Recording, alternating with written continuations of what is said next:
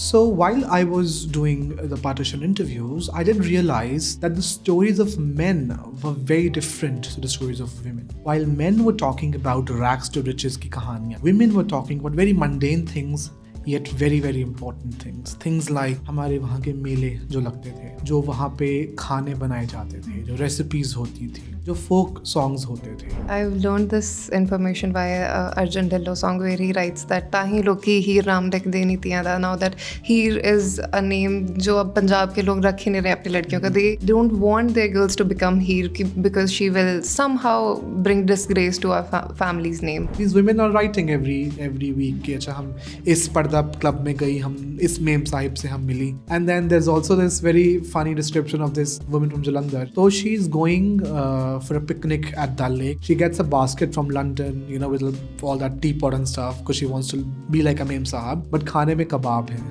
There's no sandwiches, it's all kebabs. And I would also like to talk about this very beautiful Phulkari dupatta you're wearing. This belongs to my great-grandmother. This actually crossed borders in 47. This Phulkari was embroidered by a lot of women from my family who usually used to sit together and used to make the dowry of their daughter. Hi Harleen, it's so nice to have you here. How are you doing? Hello Charu, I'm good. Thank you for having me. How are you?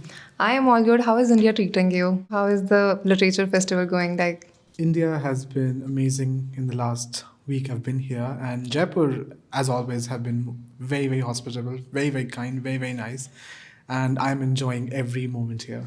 That is so nice. And this is your debut book, if I'm not wrong. That is correct, yes. And how is the literature festival for you this time as an author? It's surreal, let me say that. I mean, it's surreal. One, I think when my book came out, I was actually in Toronto at that time. So I came back to India after 2 weeks of my book in publication. And it was summers, of course, you didn't have a lot of events that were happening. But I think in the real sense, this is I would say is my India launch, because I have all my friends who are here.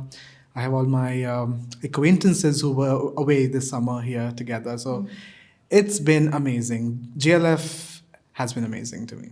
That is so nice. I want to get to the beginning of the book. How did the Lost Heer come to beginning? आपके दिमाग में कैसा आया? How did it start? What was the idea? How did this book come to happen? So Lost Heer actually began in 2014. I had just turned 18 at that time, and मैं उस वक्त university में पढ़ रहा था, and summer vacations शुरू होते हैं और कनाडा में 4 महीने के summer vacations थे.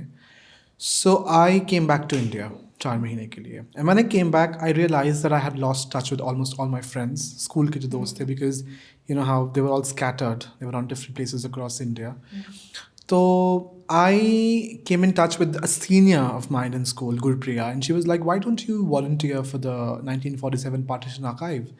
Because, and what was that? So it's an archive which was collecting the testimonials and stories of people who had seen the 1947 partition. Okay. Like it was an oral history project. Got it.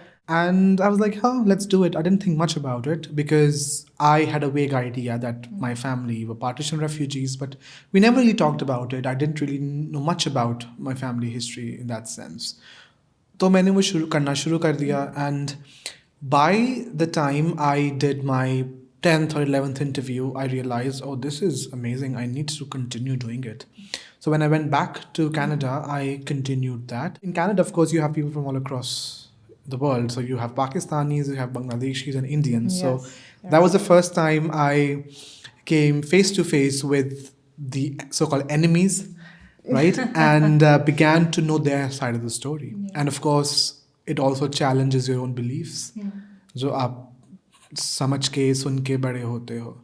But I think that was important because that really helped me understand the region that Punjab was once before partition. So while I was doing the partition interviews, I did realize that the stories of men were very different to the stories of women. What I mean by that is that while men were talking about rags to riches की कहानियाँ कि हम आए, हमने काम ढूंढा, वहाँ की local ज़बान सीखी, it was all about them rebuilding their lives.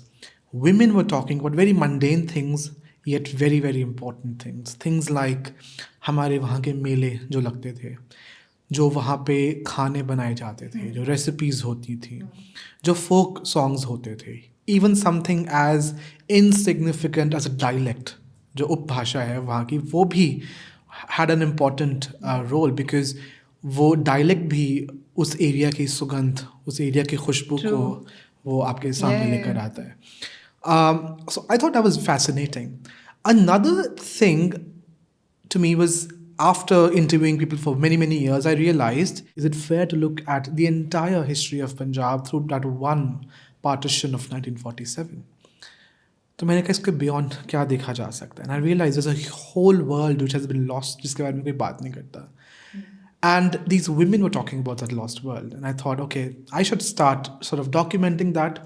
और ये बहुत ही एक, आप कह सकते हैं कि बहुत नॉर्मल सा एक इंस्टाग्राम प्रोजेक्ट था कि किसी का interview and she somebody is remembering हर मोहल्ले की एक important women who would do some bhajan mandali in Lahore, right.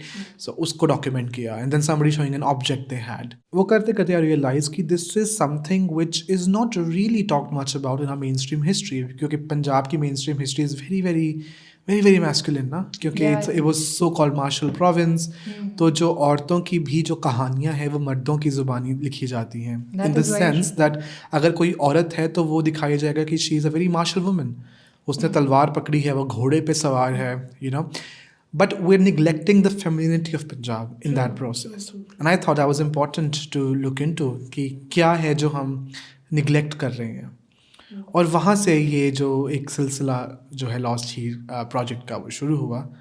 और लॉस्ट हीर के पीछे भी एक बड़ी दिलचस्प कहानी है कि जो हीर है मेरे लिए, she represents this quintessential Punjaban के हीर lived in medieval Punjab, which was a very, very strong patriarchal society. And we are talking about the Heer Ranjha Heer. Heer Ranjha ki Heer. Okay. And Heer stood up against patriarchy.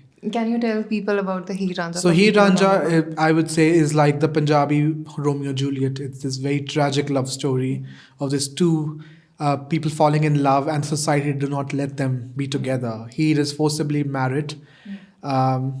Rather, her uncle is the one who plots against Heer, and she's married off to the guy she does not love. And Ranjha becomes a jogi, and he wanders across the geography of Punjab, and he waits for Heer for many, many years. And one fine day when he finds Heer ka ghar, Heer takes up a stand as a married woman, and she elopes with Ranjha. And when she elopes, of course, Heer ka husband के जो लोग थे वो इसके पीछे पड़े होते हैं, and some wise king sort of spots them, and उसके दरबार पे एक पूरा केस होता है where it is proven that Heer की ज़बरदस्ती शादी हुई थी, and Heer Ranjha were actually meant to be together. And you would expect that this is the end of a happy love story, but जब Heer की शादी हो रही होती है, the chacha comes back again and he poisons Heer. That is tragic. And he dies, and of course Ranjha kills himself. तो मेरे लिए जो हीर का जो कैरेक्टर था वो बहुत स्ट्रॉन्ग था. क्यों? क्योंकि he stands up against one patriarchy. She's also standing up against religious orthodoxy.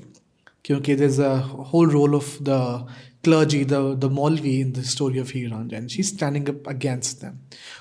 And शादी के बाद शी डेयर्स टू इलोप, तो एक रिबिलियस स्ट्रीक भी है कि अब सोसाइटी के खिलाफ जाकर, नॉर्म्स के खिलाफ जाकर कुछ कर रहे हैं. And I thought that there must be so many women in Punjab's history who had that rebellious streak of Heer and they are lost in time. And I think that's fitting. It's fitting to call this book The Lost Heer, because this is an homage to thousands of Heers who were lost in time. That is so nice. But I will still circle back to this question. There are so many love stories. हम पंजाब की बात करते हैं. We have Sasi Pannu, we have Mirza Sahiba, we have Heer Ranjha. And I think in all of these stories, the ending of women is so tragic. Let's just talk about Mirza Sahiba. Sahiba को बोलियों में आगे आज तक यही बोलते हैं कि साहिबा ने दगा किया था मिर्ज़ा के साथ में. She betrayed this man.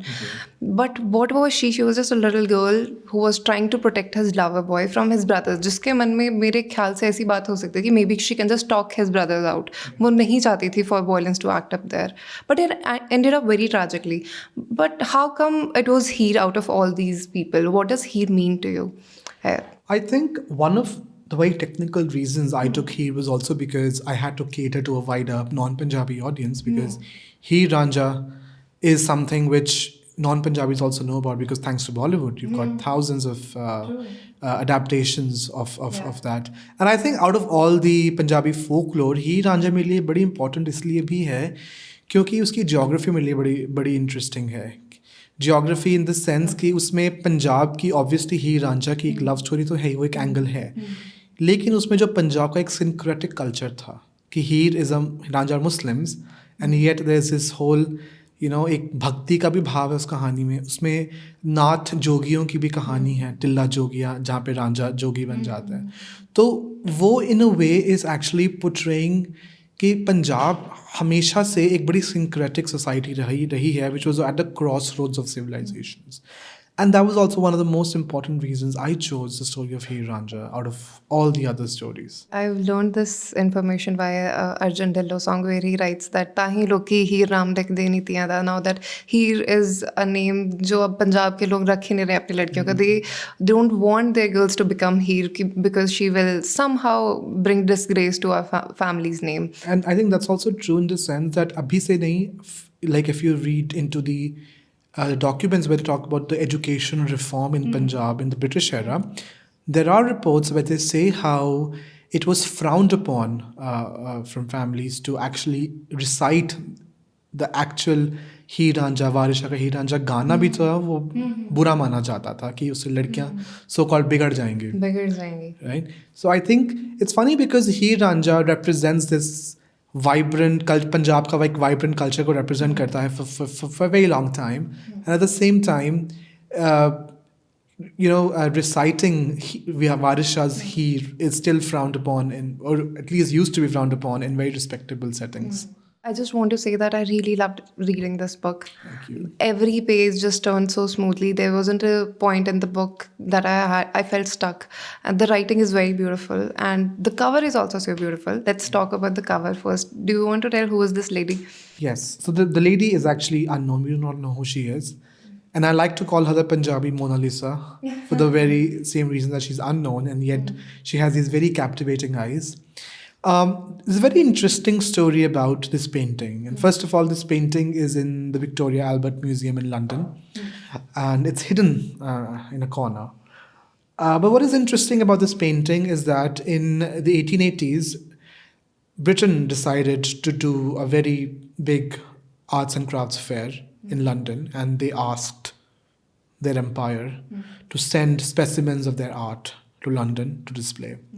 और उस वक्त पंजाब से भी काफ़ी एंट्रीज गई जिसमें कपड़े भी थे, टेक्सटाइल्स थी और बहुत सारी ज्वेलरी भी थी. And when the jewellery was sent to Punjab, and उस ज़माने में औरतें पर्दे में होती थी, तो of course you wouldn't have models. So it was decided that an artist should be sort of commissioned जो ये पेंटिंग बनाए. और ये पेंटिंग असल में अमृतसर की म्यूनिसिपैलिटी ने कमीशन कराई थी. बिकॉज उस ज़माने में ये होता था कि जो डीसी होता था वो म्यूनिसिपैलिटी को कहता था कि आप अपने एरिया के आर्टिस्ट से सामान एक्वायर करो और हमें लंदन भेजो. तो म्यूनिसिपैलिटी ने वो ज्वेलरी को इकट्ठा किया, लेकिन उन्होंने कहा कि हम अब औरत तो भेज नहीं सकते हैं, पर्दे का सिस्टम था और मॉडल भी नहीं जा सकती अब. So they had this painting commissioned and this I think is a nautch girl, क्योंकि पंजाब में Amritsar especially had a very vibrant culture. And what is interesting about this painting is the detail which is depicted. तो ऊपर से लेकर नीचे तक जो भी इन्होंने पीस डाला है, टेक्सटाइल्स, ज्वेलरी, वो सब ऑलमोस्ट सब का सब उस एग्जिबिशन में गया था. And it reflects the kind of clothes that at least women used to wear from the upper classes in very very ceremonial occasions. Obviously रोज तो नहीं पहन सकते कपड़े, लेकिन so it depicts how women's clothing was in the 1880s. For someone who has just picked up your book, उनको ये किताब मिली in a bookstore and was as enchanted by the cover as I was, what would you like to tell them? What is this book about? There are two aspects to this book. Of course, this is a history of the women experience in Punjab. There is, of course, patriarchy की बात हो रही है, लेकिन this book also talks about the interaction of Punjabi women with colonialism. Of course, with patriarchy, but also with colonialism. So this book really talks about the history of this so-called martial province of Punjab, through how the women of Punjab saw it and how these women reacted to not only patriarchy but also colonialism. And since you were working around women, it's very interesting. You talked about how, you saw a gap that people were only talking about men or mostly the masculine side of Punjab or this entire area. But you chose to talk about women, jinki baat nahi ho rahi thi, and they had so much to offer. But when you think about it, all the information about women, especially who were not educated, everything that they knew about, वो बोलियों में आगे जा रहा था. It was oral recitations. How did you work around such a topic जो almost history में absent है? The information around it is just so thin for you to weave a story and pick a person, talk about all these women that you have talked about in your book. How did that happen? So I use a very interesting technique. It's called informed imagination. And what I mean by that is that since women's histories in Punjab were never recorded unless you were an aristocratic woman, तो आपका जिक्र होगा, लेकिन आम औरतों का जिक्र नहीं है पंजाब की, और किसी भी हिस्ट्री में, नॉट जस्ट पंजाब, इंडिया में कहीं भी नहीं है. What I did was मुझे क्या होता था कि किसी पेंशन रिकॉर्ड से लेसे एक नाम मिल गया किसी औरत का, and I realized कि she was somebody important, but I do not know anything much about her. Then there is another zikr of her in a random paper, एक obituary मिल गई, एक उसकी पेंशन ख़त्म हो गई, तो it signifies कि वो शायद मर चुकी है. Or there is some property dispute that she's having with her in-laws or whatever. तो मेरा काम था कि उन औरतों की जितना भी मुझे information मिल रही है उसे इकट्ठा करना and situating that information back to the geography of where they were from and understand the context of where they were. So I'll give you an example. There's this lady called Rani Nur-un-Nisa. The only zikr of her I could find was in a pension record which the British were giving to her daughter-in-law. So the record was after her death, 10 years after her death. And then I found out that there was a zikr of her in one of the other British papers where Dr. Looney, the resident of Delhi, is very, very angry at, some of the chiefs of Punjab who are trying to attack this women's domain, that small zamindari system. And I found out that ye aurat jo hai, she's a widow, and a lot of people around her, a lot of different chiefs around her want to take over her kingdom, but she's fighting back, right? Uska itna zikr hai. But to understand her life, I had to go back to the land where she was from. So she was a child. She had a child, but that child died. So I began to understand her caste. वो किस जात से आती थी, उस जात के लोग उस एरिया में कैसे रहते थे. उसने चाहे कोई मंदिर या मस्जिद या कोई दरगाह छोड़ी है, कोई उसके रिकॉर्ड्स हैं, उसके कोई धर्मार्थ के रिकॉर्ड्स हैं.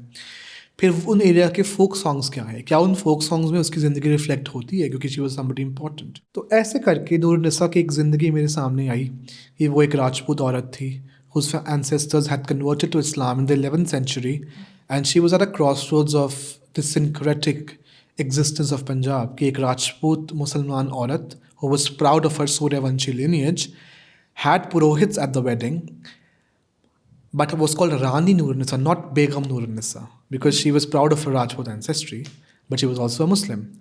At the same time, her father-in-law was bestowed 2 kirpans by Guru Gobind Singh. So there was another aspect to this whole story, that they were very close to the Sikhs, and so Sikh pilgrims used to come to her Haveli to darshan of those swords. तो वो उस context में वो जी रही थी, एक बड़ा एक जिसे मैं कहूँगा एक हाइब्रिड एग्जिस्टेंस था, राइट. और at the same time she was also somebody who adhered to folk practices, क्योंकि एक मेन स्ट्रीम रिलीजन्स तो हैं ही हैं, पर पंजाब में लोकल डेटीज़ भी थे. गुगा पीर की वो पूजा करती थी, कुछ was a Rajput. Guga Peer, I think, is a patron deity, folk deity of the Rajput community. But I think in Punjab, in context of Rani Nur-un-Nisa, a lot of people prayed to Guga Peer if you had a snake bite. Yes. और उसके आसपास बहुत सारे rituals होते थे जो आपको उस रानी नूर-उन-निसा के डोमेन्स में आज भी दिखेंगे. Finding all those interesting contexts, I was able to piece together a life which was otherwise lost in the pension records. Very interesting. Very interesting. You talked about, tracing the geography of places. I want to ask, how is your relationship with all these areas? Like, were you from around these areas only? Did you grow up around here? Did you see all this happening around you? Or was it later on when you started to write on this book, and as you were researching, that you had to go through all these areas and look up all these stories? What was the entire process like? What is interesting is that a lot of areas I talk about in my book, I've never been to those areas. And one of the reasons I didn't go there was because when you write something in the past, you don't want to ruin that experience. Because आपके दिमाग में एक पुरानी geography है. आपको मैं दिल्ली का example देता हूँ कि मैं if I'm writing about Delhi of 1857 and मेरे दिमाग में दिल्ली का जो map है वो एक walled city है. उसके आसपास सारे खेत हैं, कुछ भी नहीं है. And I'm living in that reality in my mind. But if I go to Delhi of today, I would see what flyovers, I would see Lutyens Delhi, I would see what not. And एक writer के लिए, मेरे लिए especially, creativity जो है वो peak नहीं करेगी.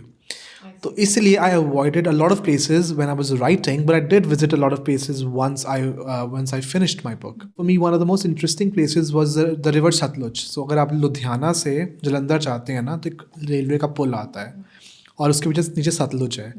And my first part of my book really talks a lot about Satluj because for almost 50 years, Satluj was the border between British India and Ranjit Singh's Punjab. Right, and that's where Nissa is also fighting. A lot of stuff is happening on that border. So, and Amritsar again, another city, which was very central to my story. But you would find a lot of cities of West Punjab, cities like Lahore, Pindi, and Lahore actually features very, very heavily in my book. Yeah. Also because it was the cultural hub of Punjab, so it's very natural to see Lahore being repeated. I think for me, when I was writing, I was well versed with the geography of those cities, but historical geography of those cities. So I talk a lot about addresses, if you notice, in my book. Yes. But those are historical addresses. Very interesting, very interesting. You have talked about a lot of women in this book, and I would want you to tell me which one was your favorite discovering these ladies. Anything for people who have not read the book and they would want to read more about these ladies. Any one person that you would like to I think talk my about? most favorite lady, and I wouldn't call her my find, but of course there's a lot of work that's been done on her in the past. But like I was able to find a lot of aspects of her life which were unknown to a lot of people because I was lucky enough to find the family. Okay. But this lady is called Hardevi Roshan Lal, and she was the first woman from Punjab to become a journalist. Hardevi has a very interesting story. She was married when she was a child, and she became widowed early on. Her father was actually one of the most famous civil engineers of our land, I would say most of North India. He was originally from Agra, who had studied in IIT Roorkee, जो उस वक्त J.J. Thomson School हुआ करता था. And he was transferred to Lahore उस ज़माने में 1849 के बाद ही जब पंजाब अंग्रेज़ों ने ले लिया. And he was working as an assistant engineer under Lord Napier, who was the guy who took over Sindh, but he was also sort of an engineer. उन्होंने लाहौर, modern Lahore बनाया. And Kanhaiya Lal, जिनका नाम था राय Kanhaiya Lal, he built Lahore. So he made a lot of wealth during that time. उसी दौर में Kanhaiya Lal became involved in the Brahmo Samaj, which was a reform movement.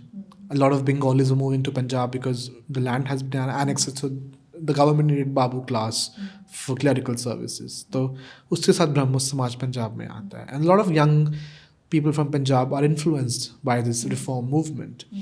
उसी दौर में कन्हैया लाल जो हैं वो उसका हिस्सा बन जाते हैं ब्राह्मण समाज का. उनकी बेटी हरदेवी जो उस टाइम विडो होती हैं, she is also sort of studying, learning language, वो सब वो कर रही हैं. लेकिन the turning point comes when Kanhaiya Lal's son, that's Hardevi's brother, demands his father to send him to England to study. This is 1880s. उस ज़माने में काला पानी का एक टबू इंडिया में हुआ करता था कि if you crossed the so called black seas you would lose your caste. So for you to come back आपको प्रायश्चित करना पड़ता था, which was a very very expensive and also very humiliating ceremony. So many Hindus, upper caste Hindus, were not opting for that. But Seva Ram really wanted to go, and Kanhaiya Lal was like, you can go. But he was scared, कि what if his son goes abroad and he becomes a Christian? What would happen? If he marries a white woman, what would happen? तो कन्हैया लाल अपने बेटे के लिए एक लड़की ढूंढते हैं, उसकी शादी कर देते हैं. When she's married, then he thinks, अच्छा अगर कपल साथ जाता है इंग्लैंड, तो जब हस्बैंड यूनिवर्सिटी जाएगा तो लड़की तो घर में बोर हो जाएगी, तो you need somebody to give a company. Then he asks his widowed daughter to accompany the bhabi to London. And that's where Hardevi's journey starts. She's a sharp woman, starts from Lahore in Parda, but when she enters the railway compartment, travels through Delhi, then to Bombay se वो जाती हैं England. वहाँ पर she discards the पर्दा and she learns the Montessori system जो नया नया आया होता है एजुकेशन का. And she socializes with a lot of interesting people, progressive people in London. But when she comes back, she starts a women's magazine. She doesn't stop there. After she starts the women's magazine, वो हिंदी भाषा की पहली travelogue लिखती हैं, which is called London Yatra. It's the earliest travelogue in Hindi language you find about an Indian's experience of United Kingdom. And it's through women's lens. It's from behind the parda. Oh, beautiful. That's so beautifully framed, behind the parda. Ji. And Hardevi becomes a social reformer. But she's also an interesting character because London, उस ज़माने में Queen Victoria represented this Indian womanhood. So for her, she's an ideal. तो जब queen Victoria की death हो जाती है 1901 में, तो हर देवी उनके लिए एक एलर्जी लिखती हैं और उनके घर पे प्रॉपर शोक सभा होती है क्वीन विक्टोरिया के लिए. लेकिन after 4 or 5 years, suddenly her Devi becomes a revolutionary. Things happen and she befriends Ajit Singh, who was Bhagat Singh's chacha. Okay. And then she begins an underground revolutionary movement, printing seditious leaflets. So हर देवी का जो character arc है ना मुझे बड़ा interesting लगा कि somebody who was a widow goes to London, becomes a pioneer in journalism in Punjab, is a very loyalist, pro-British, suddenly becomes anti-British. She is one of my most favorite characters, and also because her voice is prevalent everywhere. She writes a lot. वो किताबें तो लिख नहीं है लेकिन साथ साथ वो regularly she is writing in newspaper journals. Columns लिख रही हैं English में, हिंदी में, उर्दू में. So she's well educated and she's well versed with the politics of the time. That is very interesting. Thank you so much for telling us about this story. You were talking about Parda and you have talked a lot about women clothing in your books as well. You trace how Victorian ideas of respectability and morals enter Punjab society and how they affect clothing, especially for women. Would you like to tell people a lot about that? So I think when the British came to Punjab, it was a very important moment in British history itself. In the 1830s and 40s, the brand of Christianity which was prevalent in the UK was evangelical Christianity, which was supportive of colonialism because it justified this idea that, we're here to civilize the lesser and also enlighten them with, the gospel. और उसी code of conduct mein there were these roles which were assigned to women and men. Behaviors were assigned to men and women. And there's a whole term for that. It's called Victorian morality, जिसमें औरतों को एक certain तरीके से रहना है, मर्दों को certain तरीके से रहना है. There's also sexual restraint that is emphasized. So one of the earliest observances of Europeans in Punjab जो उनको बहुत दहला देती है वो है कि women actually taking bathing naked in Punjab's rivers, which was something which was unknown to them क्योंकि वो बंगाल से आए थे, right? And somehow बंगाल में औरतें फिर भी they used to wear something when they used to take shower. Punjab में बिल्कुल उसके उलट हो रहा था. And that became a political thing क्योंकि suddenly अंग्रेज़ों ने जो पंजाब के जो so called civilized English educated मर्द थे उन्हें कहा कि देखो तुम्हारी औरतें क्या कर रही हैं. And these men started to impose fines on men who wouldn't stop their women from bathing naked. बात वहाँ तक पहुँच गई कि जब लाहौर में कांग्रेस का सेशन होता है, Dada Bhai Nawarji comes all the way from England to Lahore. Punjabi men are discussing this whole crisis of Punjabi women bathing naked in Punjab's rivers and ponds. उसने पंजाब के कपड़े में भी तब्दीली की, differences आए. One thing that changed was the way women dressed. It was very common in Punjab for women to wear a choli ghagra.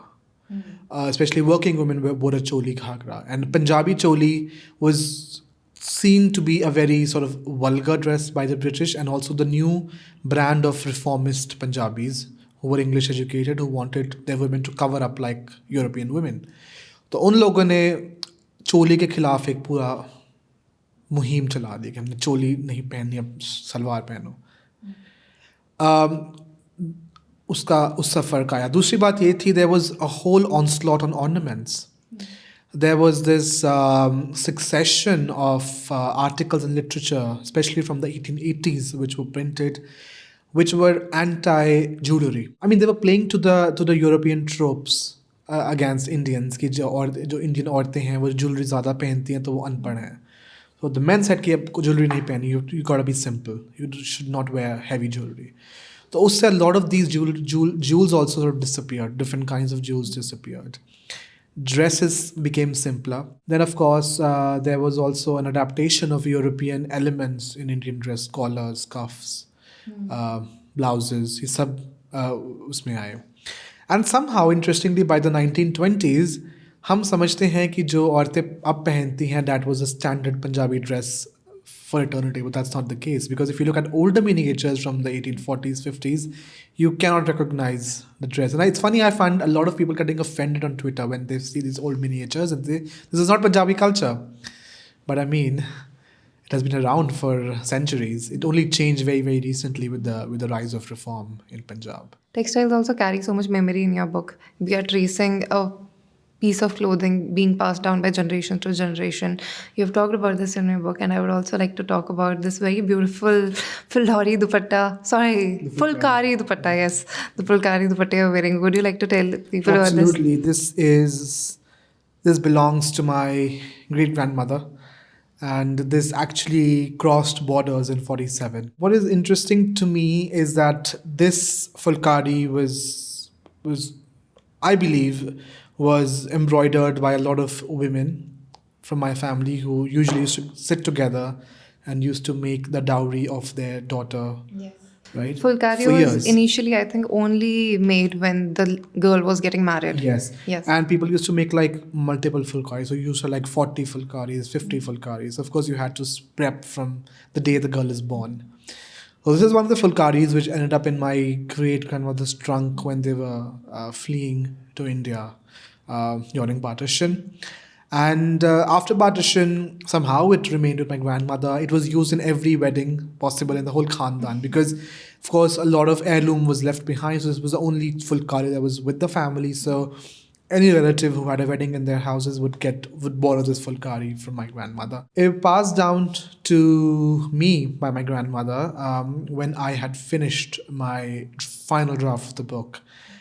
And I am very grateful and I feel very, very lucky and honored that, she chose me out of all her great-grandchildren.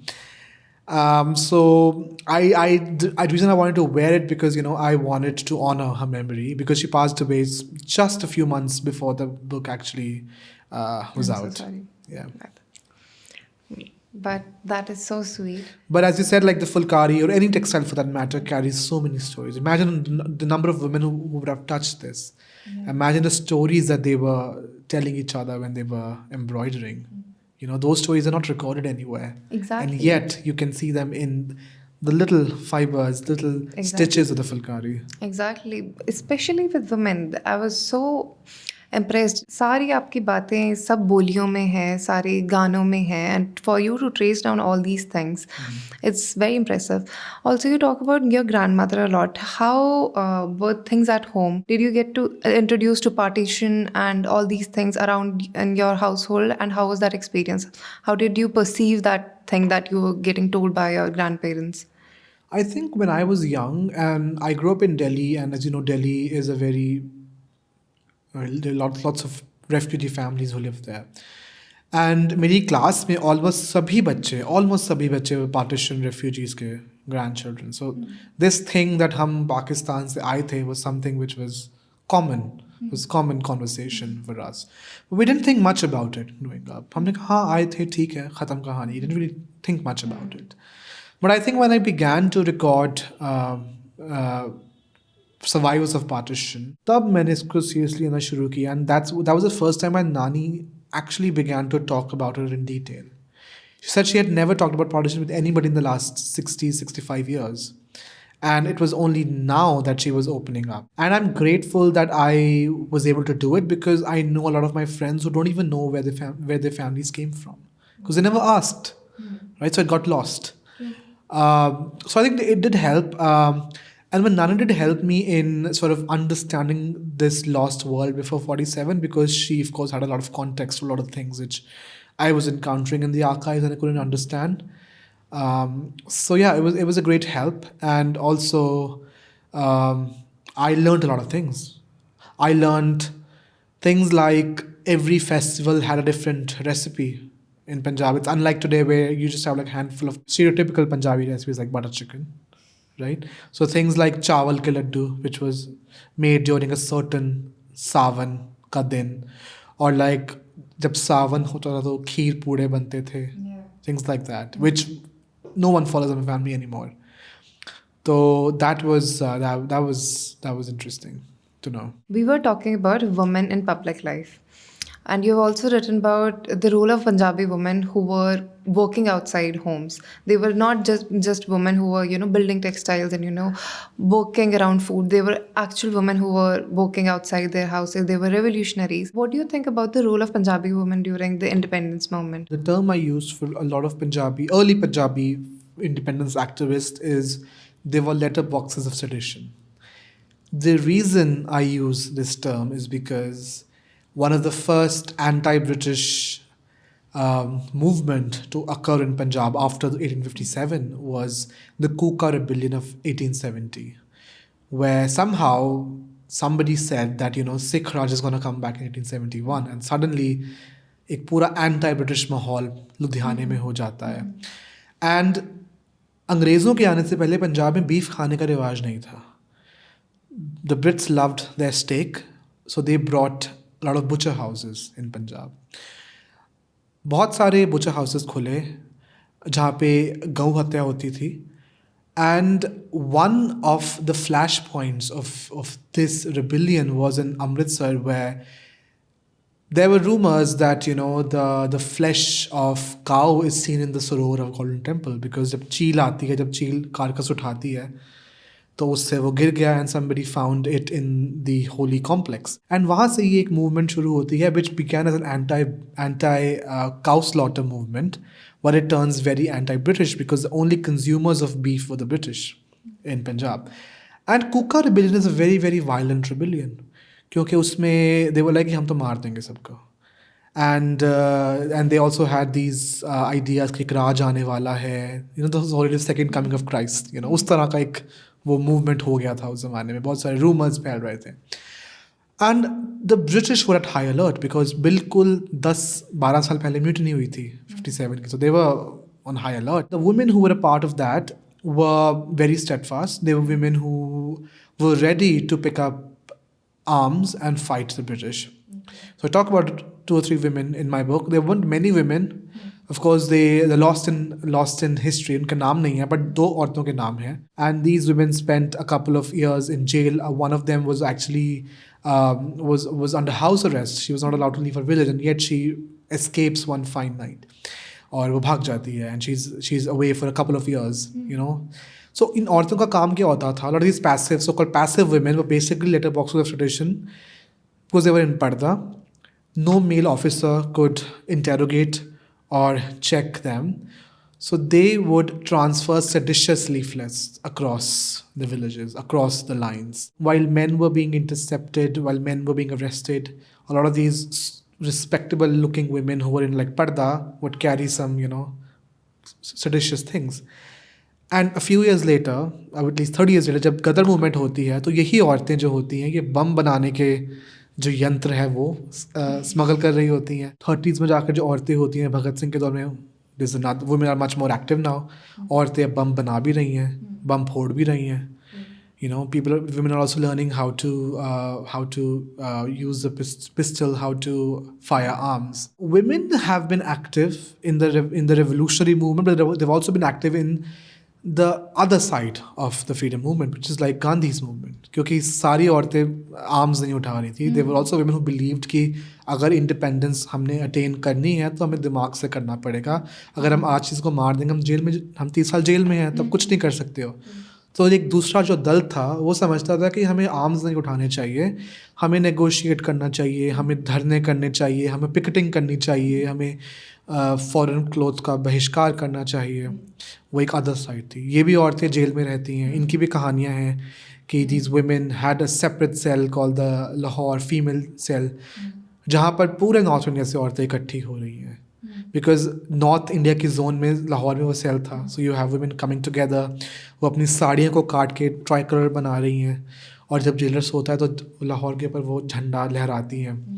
सो ये सभी कहानियाँ हैं इन औरतों की. उसके साथ साथ जो औरतें हैं, there also active in other social movements which were indirectly related to anti-colonialism, like Khilafat movement for instance. Khilafat movement is when जब ऑटोमन एम्पायर ख़त्म होता है, so there is this belief कि जो अंग्रेज़ हैं वो मक्का मदीना पर कब्ज़ा कर लेंगे. And there was also this anxiety amongst Indian Muslims कि the head of the Islamic world, which was the Ottoman Sultan, would not be treated well, and बहुत कुछ गलत होगा उन साइड्स के साथ. पूरे इंडिया में एक खिलाफत मूवमेंट पैदा होती है जिसमें Ali brothers, very famous Ali brothers, दो भाई होते हैं, दे गेट टुगेदर, एंड जो मुसलमान हैं वो उसका they sort of oppose that, and they petition the British government की, you know, the sultan should be reinstated.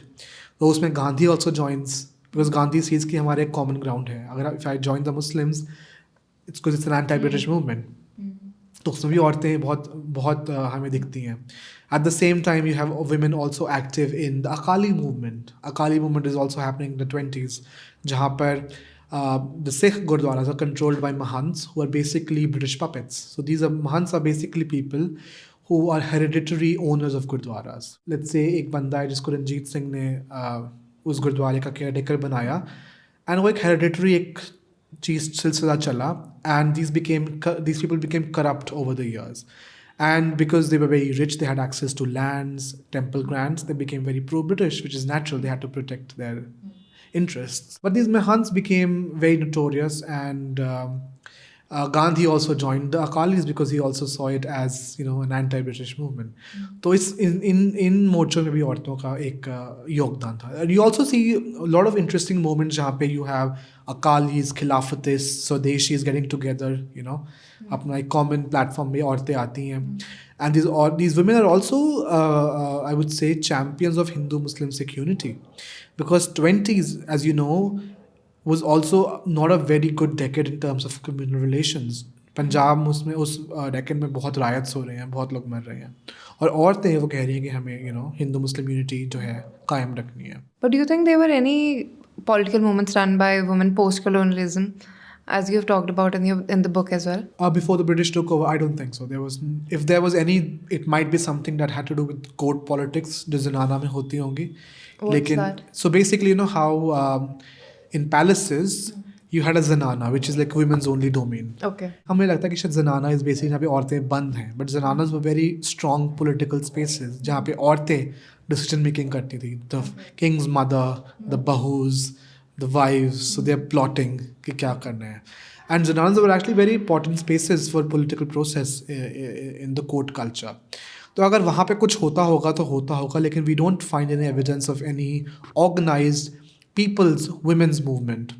और ये क्यों आता है पंजाब में? It actually comes after Jallianwala Bagh, because before Jallianwala Bagh Punjab में जितने भी women's movement हो रही हैं, it is restricted to upper classes या aristocracy. अगर आपका husband पढ़ा लिखा है, he would give you access to those spaces. और ये औरतें जो हैं ये बहुत elite spaces में भी हैं, ये clubs में जा रही हैं, पर्दा clubs हैं, वो वहाँ तक ही वो सीमित हैं. What is happening inside the Parda? So Parda club में क्या हो रहा है कि because of course women were in Parda, these English educated Punjabi men want their women to socialize, because the Brits are saying we won't let you enter British clubs because you dance with our wives, but you don't let your wives dance with us. क्योंकि औरतें तो पर्दे में हो तो आ ही नहीं सकती clubs में. So what these men do is to make their wives more sociable in a respectable setting. They get together, they get a garden space, cover that with tents, and let their women enter. And you have British women also coming, and they're socializing. The problem, however, is that Punjabi women can't speak English. British women can't speak Punjabi, Hindi, or whatever local languages there are. अब socialize कैसे करेंगे? So you have these little girls, Punjabi girls, who are studying in convent schools. Who know a smattering of English, so they are the interpreters. Oh, wow. So you find this very, very, very funny instances and incidents you read in women's journals उस ज़माने के कि हम बता रही हैं कि हमने इन मेम साहिब से हमने राब्ता किया और इन्होंने हमें हमारे सलवार के बारे में ऐसे बात की. This is the first time when they're talking as women to women. उससे पहले the only way in which women of Punjab would know what is happening with the white classes was through her husband. But now they're like meeting the other white women and getting to know about their lives. So like just say there's one description where this European women are like playing gramophone records and Indian women are playing harmonium. So they can't understand each other and they're enjoying. Someone is teaching somebody badminton, कोई किसी को croquet खिला रहा है, somebody is showing somebody a globe. Oh, wow. So there's a lot of exchange of experience and information between women. Wow, that is so nice. I'm assuming a lot of exchange for recipes would have also taken place there. I'm sure. Yes, a lot of it. Parda clubs के साथ ये हुआ कि a lot of women who were a part of Parda clubs, they were also active readers of these women's journals. Oh. Okay. Because of course you would only get access to Parda club if you were literate. And literate औरतें जो थी, they were married to like famous men, rich men, right? So they had access to these journals. These women are writing every week कि अच्छा हम इस पर्दा club में गई, हम इस मेम साहिब से हम मिली. And I find recipes of orange marmalade, jams, muffins, brownies, cakes. And then there's also this very funny description of this woman from Jalandhar who is married to, her husband is one of the ministers in Maharaj of Kashmir. He's a Punjabi, but he's got transferred there. And she's got a lot of access. So she's going for a picnic at Dal Lake. She gets a basket from London, with all that teapot and stuff because she wants to be like a Mem Sahab. But khane mein kebab hai. There's no sandwiches, it's all kebabs.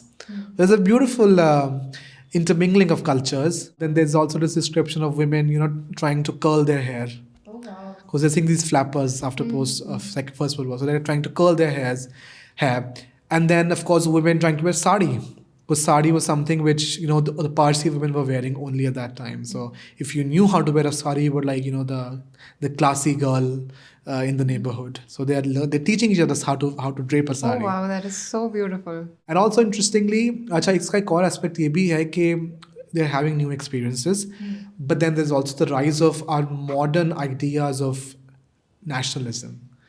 In the 20s, there is this strong emphasis in Punjab that Punjabi is a Sikh language, Hindi is a Hindu language, Urdu is a Muslim language. And it's an artificial division. And a lot of these women are trying to create that artificial divide by opening their own speaking clubs. So you have some Muslim women in Lahore who generally speak in Punjabi are like, हमने उर्दू सीखनी है, हमने उर्दू में बात करना है. So they force themselves to speak in Urdu amongst their women. Then you have the Devanagari Prachirini Sabha, which is established in Lahore, जहाँ पे औरतें हिंदी में अपने को बोलने में फोर्स करी कि मैं हिंदी सीखनी है, ये इंडिया की नई लैंग्वेज होगी. And Punjabi is becoming a much more Sikh language because जो बहुत सारे words का purge हो रहा है वहाँ से, Persian words निकल रहे हैं. And they're borrowing words from the Guru Granth Sahib to make it feel much more Sikh language. तो औरतें उसमें भी contribution कर रही हैं. But at the same time, you also have Punjabi women who are defying that. There's a lady called Lajwanti Ramakrishna who in the late 1920s goes to France to study, one of the earliest girls to study in France. And she does a PhD on Punjabi Sufi poets. One of the first academic studies on Punjab into Sufi poets. And this Hindu woman travels all across Punjab ke jo dargah, Sufi taqi, and she collects the poetry and translates them in English. Oh, beautiful. And publishes it as a PhD thesis. And then she comes back to Lahore and she makes it cool, really. Oh, beautiful. Do you have any idea who were the Sufi poets she worked on? She began with Waris Shah, Bulle Shah, all the ones that we know of now. She made them cool, really. Bulle Shah, Waris Shah se lekar. She is the original it girl then. Pretty much. Lovely. Tell me, was this inclination to history a part of your growing up?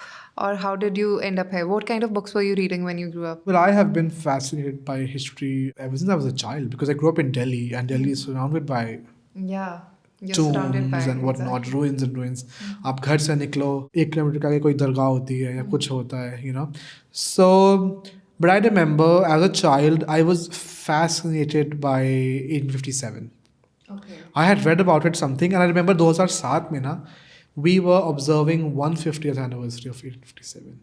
And I was how 11-12 साल का होऊंगा, and there were a lot of boats I saw across the city कि they are commemorating the event.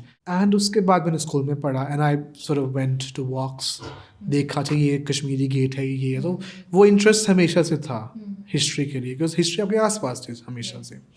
लेकिन I think I always thought कि शायद मैं Mughal history में काम करूँगा, but I ended up studying another aspect of history, which was lost history basically, which is not really talked about much. So history में हमेशा interest था, लेकिन women's history I really started to seriously study when I took a course in my university called Women in Religion. And it was an elective I took. और मुझे याद है उस वक्त मैंने कहा it was the only one that was available, तो मैंने कहा ले लेते हैं. But actually I loved that course a lot. क्या पढ़ा था आपने उसमें? We were focusing on 5 major religions, world religions. How were they perceiving women's role in their religion? So basically, Hinduism में औरतों का क्या role था from the beginning to the end, Christianity में क्या था, Judaism था, Islam था, and animism. Okay. You know, the new age, और मतलब दोनों चीज़ें थी उसमें. Okay, very interesting. There's this one book by Amrita Pritam I love. I keep talking about it again and again. It's Pinjar. और पिंजर में we are following this girl who has been abducted. Partition के around पे जितनी भी लड़कियों की kidnappings हो रही थी. It's a very strange situation जो ये लड़कियों के ऊपर थी कि they can't even go back to their house. उनके घर वाले भी accept नहीं कर रहे हैं उनको. वो जहाँ पे हैं वहाँ पे भी they are not very happy. What do you have to talk about that? I think it was a tragedy in Punjab.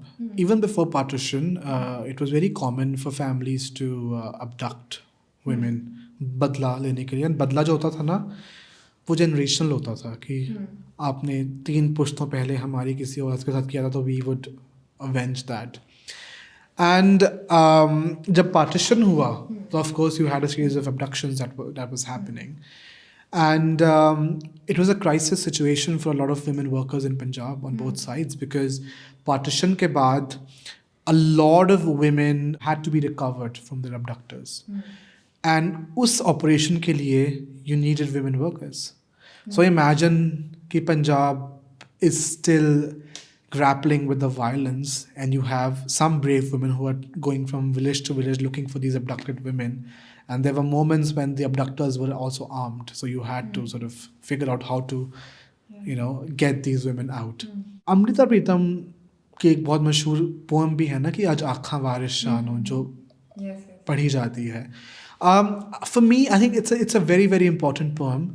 लेकिन मुझे हमेशा लगता है कि उस पोएम में अमृता प्रीतम जो है वो वारिस शाह से फरियाद कर रही है ना कि तुम उठो, तुम बेटियों को, हीरों को बचाओ, क्योंकि जब तुमने हीर के बारे में लिखा था पहले, तुम वैसे ही लिखो, और जो हज़ारों हीरों के साथ हो रहा है वो तुम उसको करो.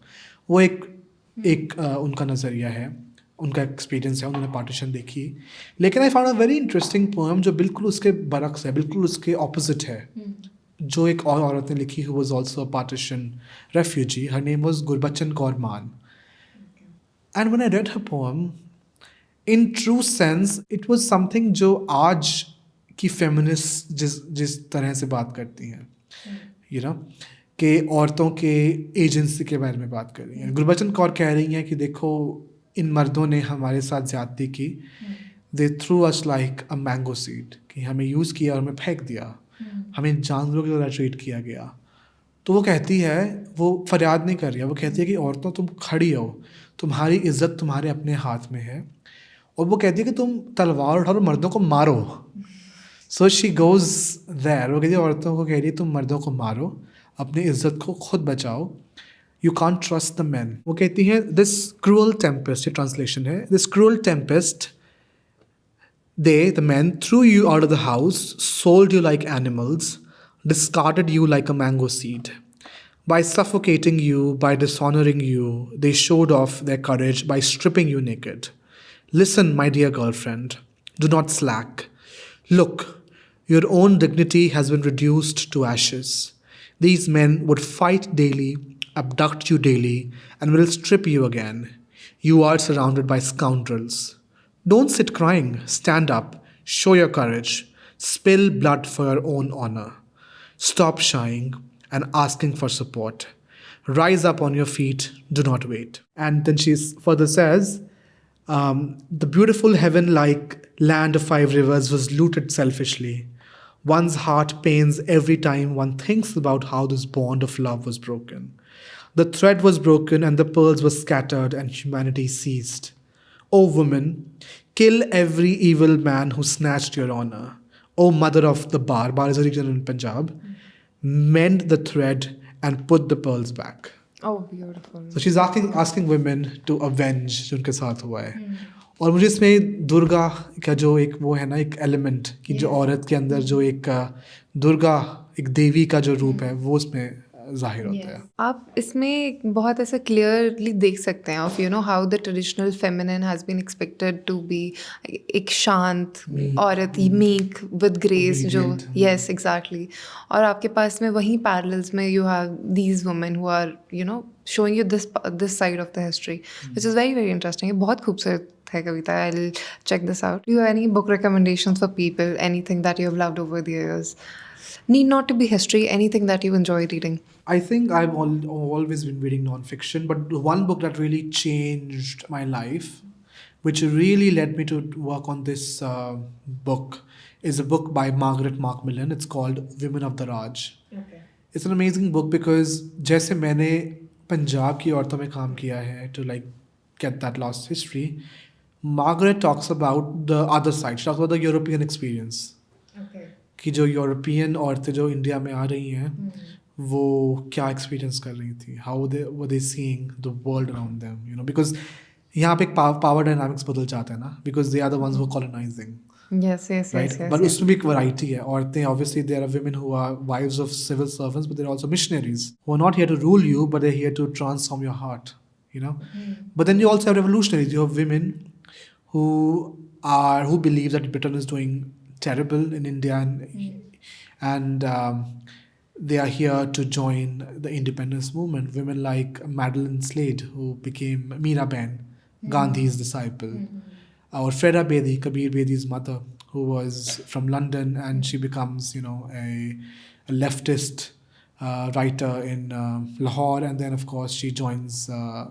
She was very active in the Kashmir movement also. Very interesting. Anything else? और बताओ आप recommendations हमें full देके जाना है. आजकल मैं पढ़ रहा हूँ Scattered Lands, Okay, Samuel Rimple की, और मुझे बड़ा मज़ा आ रहा है क्योंकि it's interesting क्योंकि उसने he's talked about the region as a whole. When I was reading British Rajya history, it starts from Balochistan यहाँ पे, ढाका और श्रीलंका के वहाँ पे ख़त्म हो जाती है. But the way he's portrayed the Indian Empire from like Arabia to like Burma is fascinating, and how Indians as a colonized subjects were also being a kind of colonizers in areas. For example, you had these Sikh policemen in Hong Kong who were beating Chinese. And it's a very famous, actually, an interesting बात ये है कि a lot of Sikh collectors only collect postcards showing Sikh policemen in Hong Kong because they were sent by the British to police that area. And some of the postcards are quite graphic because उसमें दिखता है कि Chinese बंदे को scaffold में बांधा और उसको Sikh policemen पीट रहे हैं. And that was apparently something which a lot of British people enjoyed. So, and then of course, other communities who were sort of traveling across the empire. You had the Sikhs of Burma, the Chettiars of Burma, the Gujaratis who were living in Yemen, you know, and how Halim, for example, came to India via Hyderabad, वो transform हो गया. तो I'm enjoying Scattered Lands क्योंकि it's giving me a very interesting perspective of our region. I did enjoy Lords of the Sea by Anirudh Karnasetti because it's about like the ancient history of South India, medieval history of South India, and I think I barely knew anything about it, about South India. मुझे लगा कि शायद मैं पढ़ के भूल जाऊँगा, लेकिन I actually enjoyed it. It really piqued my interest in South Indian history. That is very nice. I'm yet to read Manu's books, I've known him for a long time, but I have his books. I'm yet to read it, but maybe next year. I mean, 26 आ गया इस साल. Yes. A lot of people are reading Lost Heer all over the world, which is very nice. A lot of people are celebrating this geography and people around this area, which is very interesting to see at the same time. But outside of research work, anything except for history, what do you enjoy reading for pleasure? I enjoy browsing the archives. Oh my God, that is very interesting. Newspaper archives I enjoy because Okay. it's leisure के लिए मैं शायद newspapers को browse करता हूँ. Otherwise the other archives. But I'm mostly in the archives. Is this a new hobby? Because I'm assuming when you would have shifted to the university, you would have started scrolling through the archives. Was it around this time only? Yeah, I think around that time because that's when the whole digitization really started. You know, तो बहुत चीजें available हो गई थी online, and you have a lot of organizations which were offering digitized subscriptions.